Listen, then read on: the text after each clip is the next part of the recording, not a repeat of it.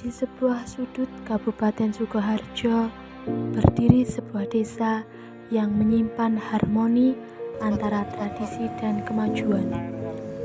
Desa Purbayan dengan alamnya yang menenangkan dan masyarakatnya yang bersahaja menjadi tempat di mana budaya, sejarah, dan semangat hidup berdampingan secara alami.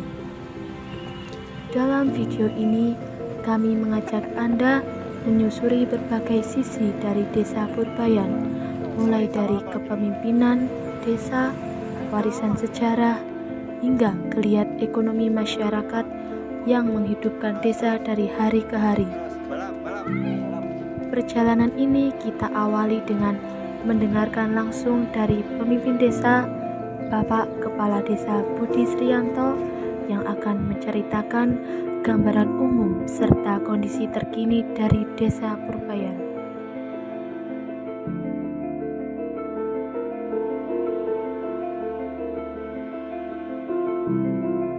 Bismillahirrahmanirrahim. Assalamualaikum warahmatullahi wabarakatuh.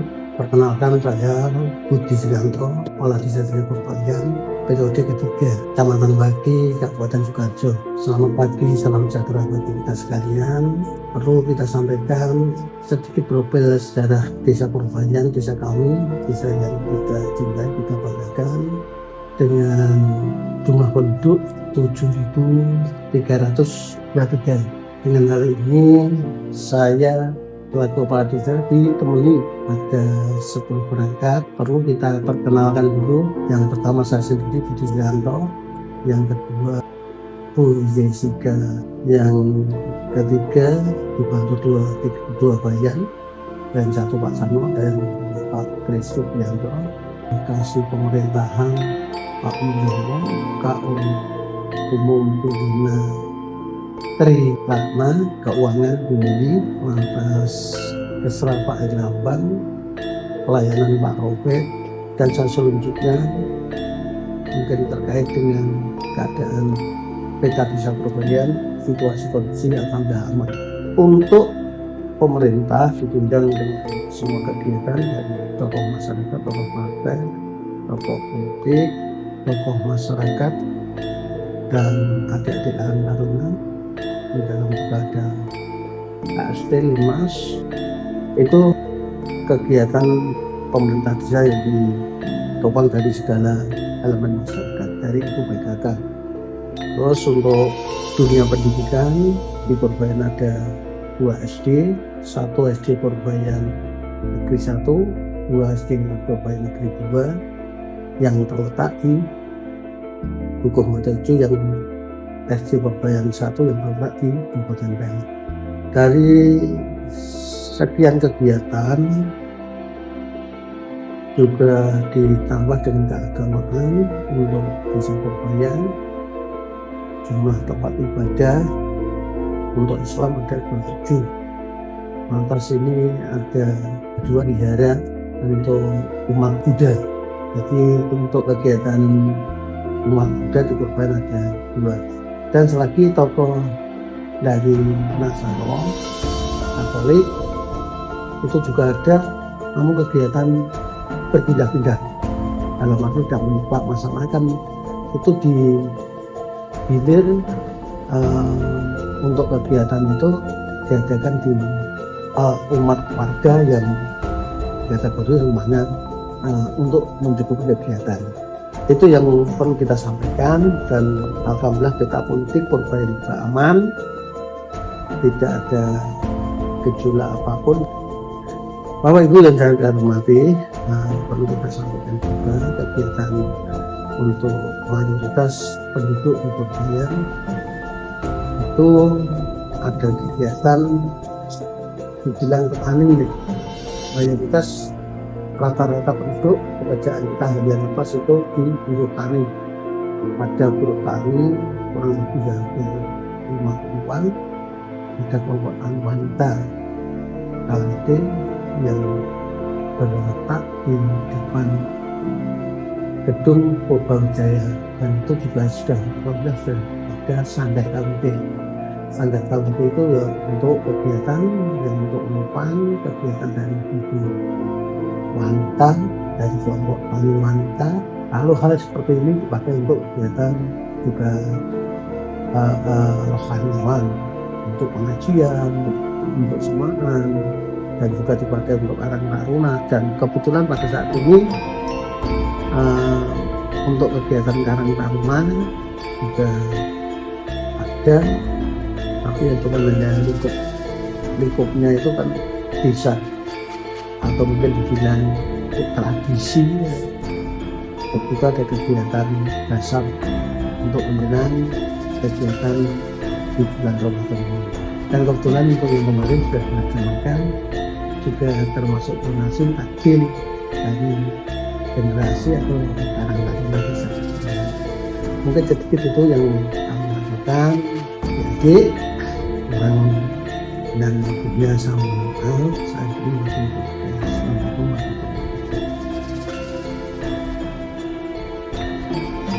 Setiap desa tentu memiliki kisah asal-usul yang menjadi fondasi identitasnya.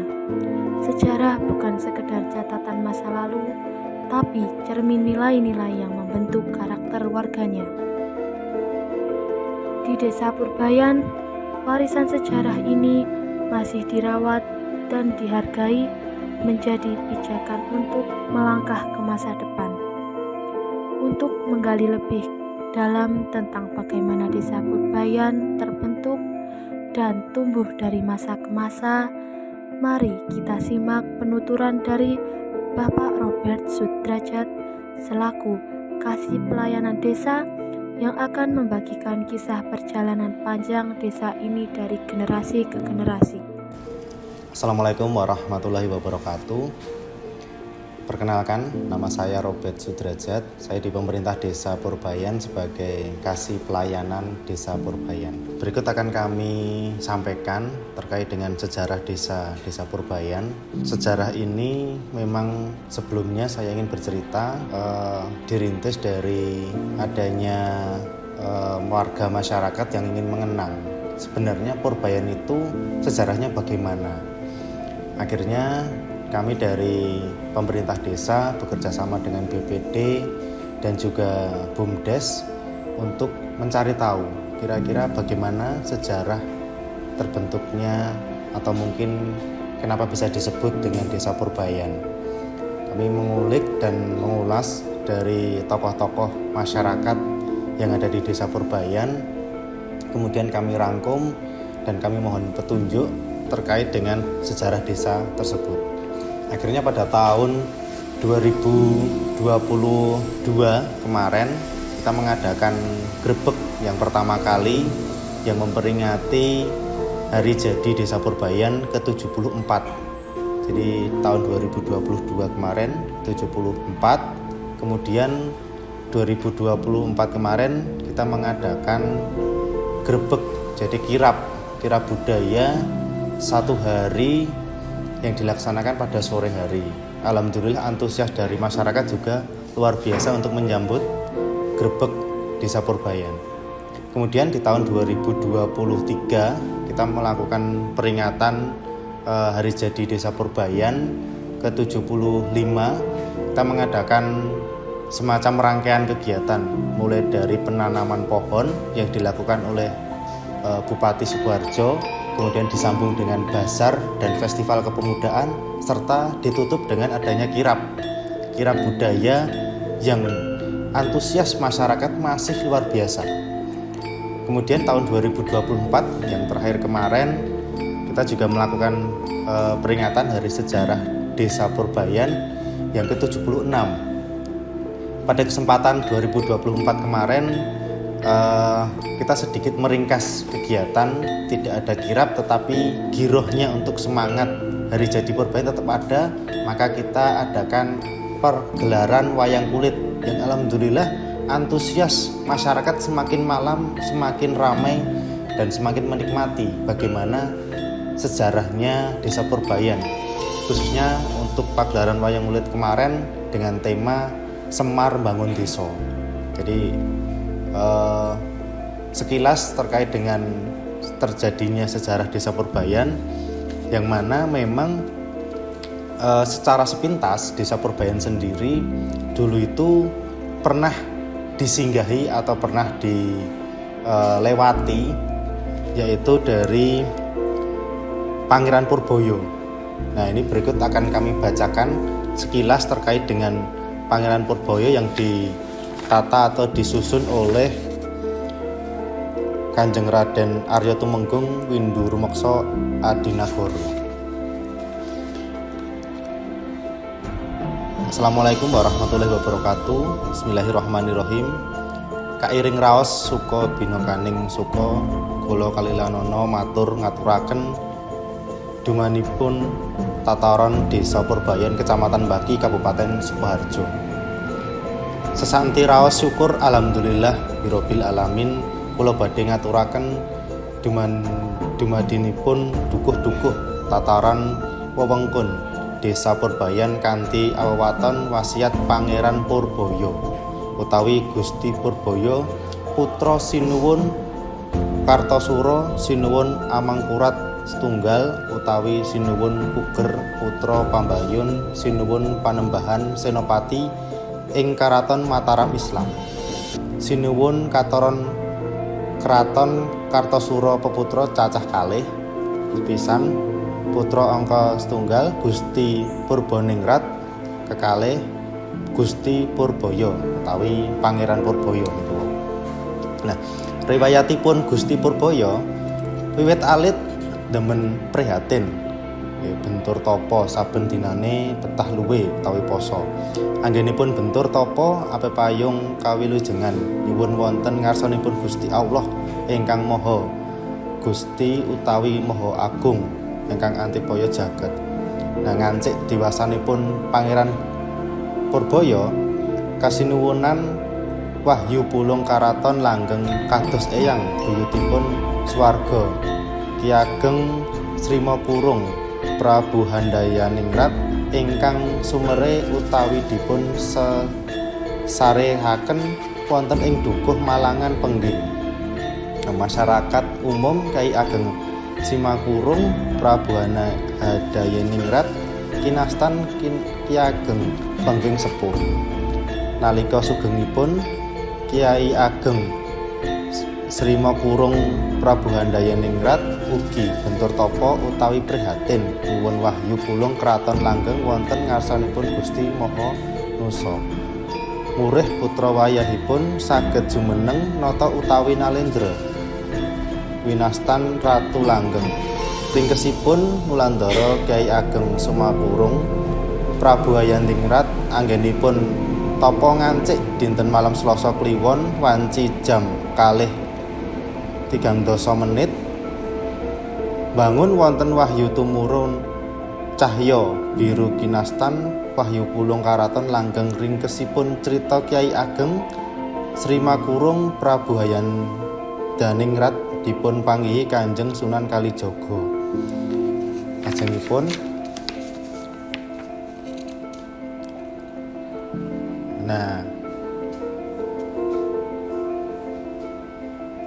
ing Pangeran Puger nggih, Pangeran Puger damen teteki utawi talok brata kasembahan panyuwun ugi katitisan wahyu pulung karaton langgeng lajeng yasa Karaton Kartosuro.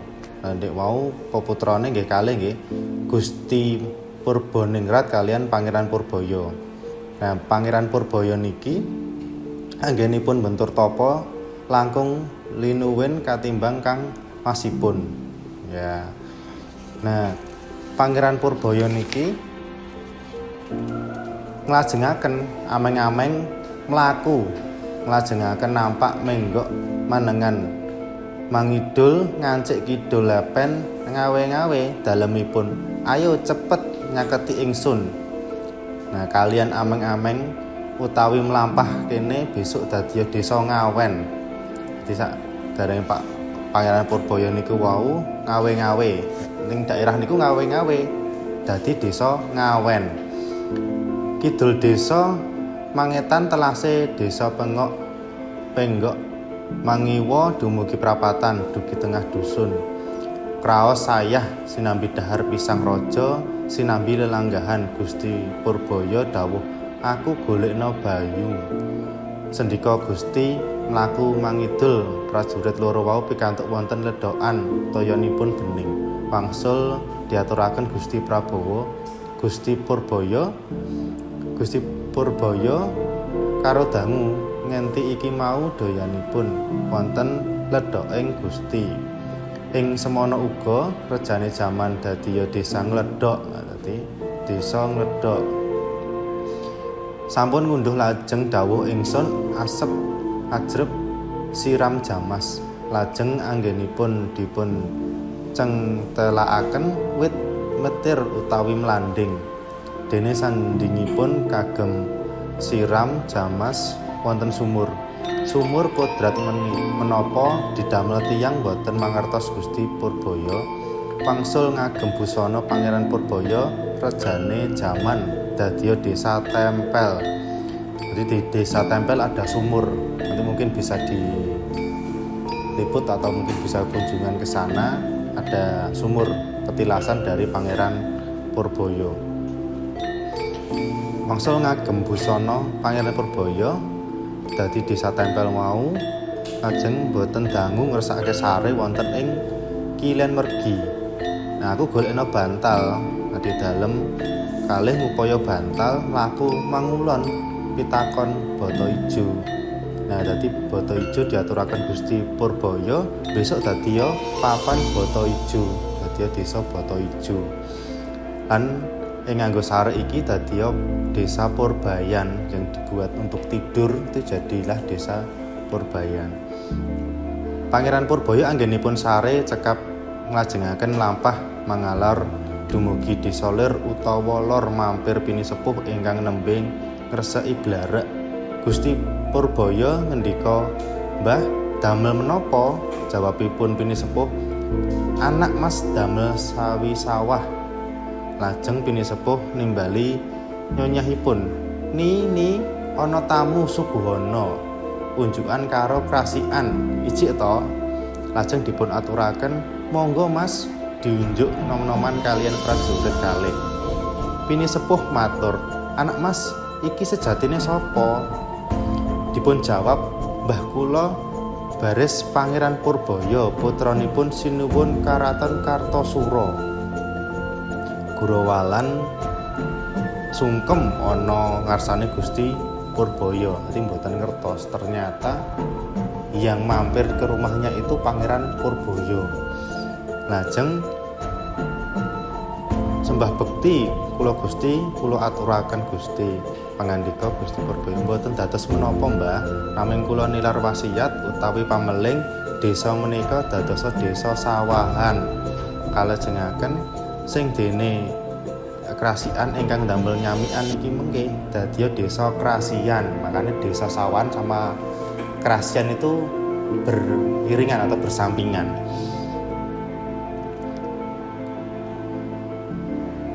Boten dangu nggih. Setelah itu boten dangu Gusti Purbaya ngersake pamit nglajengaken ameng-ameng mangetan lajeng mangalor ngancik prapatan nyeketi tukang pandi. Kanthi ngendika, "Damel menapa, Pak?" "Damel pacul, damel arit lan benjing dusun menika dadi dusun Pandheyan." Nah, setelah dari Pandheyan kemudian Pangeran Purbaya pergi. Jadi dukuh ya, kalau sekarang namanya dukuh yang ada di Purbayan itu ceritanya wasiat dari Pangeran Purbaya. Ada dukuh Tegalrejo, kemudian dukuh Ngawen, dukuh Ngledhok, dukuh Tempel, dukuh Bata Ijo, dukuh Purbayan, dukuh Sawahan, dukuh Krasian, sama dukuh Pandheyan. Seiring perkembangan zaman, kemudian persawahan-persawahan yang ada dibuat bangunan-bangunan, akhirnya ada banyak perumahan-perumahan di sini yang akhirnya membuat desa Purbayan semakin padat penduduk. Tapi dari situ juga tidak mengurangi eksistensi sejarah desa Purbayan, karena dukuhnya sendiri atau tanah leluhur yang menjadi pokok masyarakat inti atau masyarakat daerah sendiri itu tidak hilang karena tidak berubah menjadi bangunan-bangunan perumahan, tetapi tetap terjaga dan sejarah ini masih bisa dinikmati oleh anak-anak cucu kita nanti, karena sumurnya juga masih terawat dan sekarang masih bisa digunakan. Mungkin itu dari kami terkait dengan sejarah desa. Kurang dan lebihnya kami mohon maaf. Billahi taufiq wal hidayah. Wassalamualaikum warahmatullahi wabarakatuh. Kini setelah mengenal sejarahnya, saatnya kita menengok kehidupan masyarakat desa Purbayan masa kini. Salah satu sektor penting dalam kegiatan ekonomi warga adalah bidang perikanan, khususnya budidaya ikan lele. Budidaya ini bukan hanya sekedar pekerjaan, tapi bentuk adaptasi masyarakat terhadap peluang ekonomi yang terus berkembang. Dari teknik pembibitan hingga proses panen, semuanya dilakukan dengan penuh ketekunan dan kesabaran. Mari kita dengar langsung cerita dari salah satu pelaku ternak lele di desa ini mengenai proses dan tantangan dalam menjalankan usaha mereka. Selamat sore Pak, kami dari kelompok KKN ingin menanyakan tentang proses panen ternak. Bagaimana untuk proses panennya bagaimana ya Pak?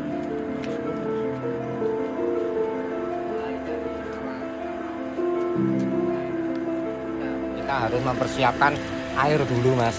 Air dulu kurang lebih kita sterilkan itu 7-10 hari. Tujuannya biar benih itu ikan lele itu sehat semua, dan di waktu 7-10 hari itu kan timbul jentik-jentik nyamuk itu buat makanan utama. Setelah itu kurang lebih 1 minggu bibit baru ditabur, habis itu kurang lebih 24 jam ikan lele baru dikasih makan gitu Mas. Setelah itu selama kurang lebih ya 2 mingguan Mas, 15-an hari, terus kita lakukan penyutiran dengan pakai bak, alat bak itu, alat bak penyutiran itu kita pilah, nanti yang besar sama yang kecil kita pilah lagi. Terus selama 14 hari itu akan terjadi kira-kira dua ukuran, dua jenis ukurannya beda-beda, jadi ukurannya beda-beda. Terus nanti sehabis itu kita lakukan penyutiran lagi kurang lebih 1 bulan Mas. 1 bulan dari itu kita ngasihkan ke pembibitan sampai itu 1 bulan baru kita kasih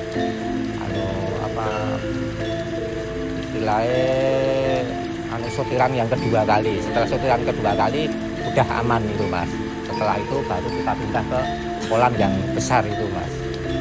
Kalau itu, Mas. untuk proses panennya itu membutuhkan berapa orang Pak? Atau emang sendirian bisa 1 hari waktunya memakan waktu berapa lama itu Pak? Kalau selama ini kita Mas, selama ini kita melakukan panenan itu paling ya 1 orang Mas, 1 orang sama pihak pengepul sendiri. Cuma biasanya itu ada pihak desa yang istilahnya buat saksi.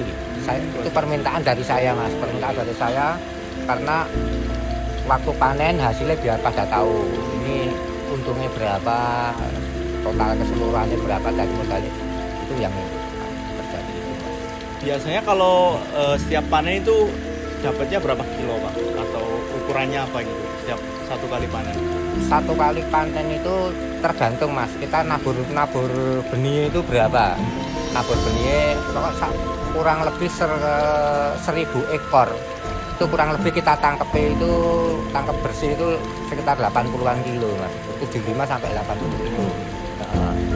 Itu Mas. Oh iya Pak, kalau untuk kendalanya Pak, apa ada virus atau lele sakit itu biasanya apa itu Pak? Kendalanya biasanya cuaca itu Mas, kebanyakan. Kalau kita kurang mengetahui proses-proses jenis-jenis ini, kita biasanya pengaruh di cuaca Mas. Kayak kemarin cuaca suhu panas terlalu tinggi, tahu-tahu hujan gitu pengaruhnya. Tapi dengan penanganannya paling-paling ya cuma terlalu sering ganti air mas. Kalau di kolam begini lebih enak, kalau ganti airnya tinggal kita buka peralonnya. Tapi kalau yang di kolam tanah nggak bisa gitu mas. Kalau setelah panennya itu emang udah ada suppliernya dari lele atau dari desanya nanti disebar dijual perorangan itu? Supplier mas, tapi kita juga melayani warga mas. Biasanya kalau dulu itu Sabtu sama Minggu mas. Sabtu sama Minggu di waktu panen itu kita adakan kayak seperti lelang mas. Oh lelang. Dengan harga lebih murah gitu dari harga pasar. Dengan tujuan itu swasembada pangan mas. Ketahanan pangan. Cukup itu palingan pertanyaan Iya, dari kami Pak. Terima kasih buat waktunya ya Pak. Iya mas. Terima kasih ya Pak. Sama-sama mas. Ya. Semangat kemandirian warga desa Purbayan tidak berhenti di sektor peternakan. Di balik rumah-rumah sederhana, tumbuh berbagai usaha kecil menengah yang menjadi tulang punggung ekonomi keluarga. Salah satunya adalah April Souvenir Solo, sebuah UMKM yang lahir dari ketekunan dan kreativitas warga lokal. Dimulai dari usaha kecil, usaha ini berkembang menjadi bisnis souvenir yang memiliki nilai jual dan daya tarik tersendiri.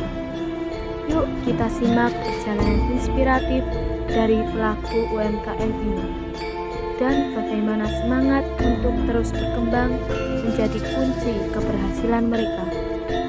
Assalamualaikum warahmatullahi wabarakatuh. Perkenalkan, nama saya Aprilia Linda Permatasari, biasa dipanggil April oleh teman-teman saya. Saya dari UMKM April Souvenir Solo. Awal saya mendirikan April Souvenir Solo ini berawal dari 6 tahun yang lalu kurang lebih. Awal mulanya saya jualan underwear. Di sini masih ada beberapa produknya. Terus setelah itu berkembang dari underwear ke handuk.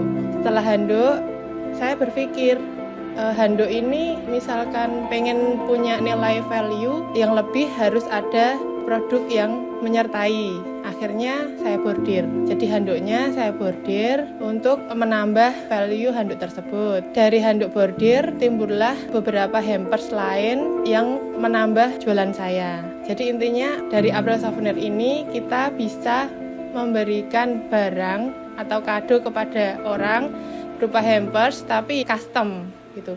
Jadi mulai berkembang menjadi ada mug, terus tumbler, bantal, printing, terus habis itu ada tas sablon seperti itu yang bisa dipesan satuan, jadi hanya satu gitu. Nah dari situ tambah berkembang lagi, ada beberapa produk yang bisa di custom. Karena kita masih UMKM kecil, jadi Assalamualaikum warahmatullahi wabarakatuh. Perkenalkan, nama saya Aprilia Linda Permatasari, biasa dipanggil April oleh teman-teman saya. Saya dari UMKM April Souvenir Solo. Awal saya mendirikan April Souvenir Solo ini berawal dari 6 tahun yang lalu kurang lebih. Awal mulanya saya jualan underwear. Di sini masih ada beberapa produknya. Terus setelah itu berkembang dari underwear ke handuk. Setelah handuk, saya berpikir handuk ini misalkan pengen punya nilai value yang lebih, harus ada produk yang menyertai. Akhirnya dari kisah sejarah hingga potret kehidupan sehari-hari, Desa Purbayan menunjukkan bahwa kemajuan tak harus mengorbankan akar budaya. Warga desa terus bergerak maju, tidak hanya mengandalkan alam dan tradisi, tapi juga semangat inovasi dan kerja keras.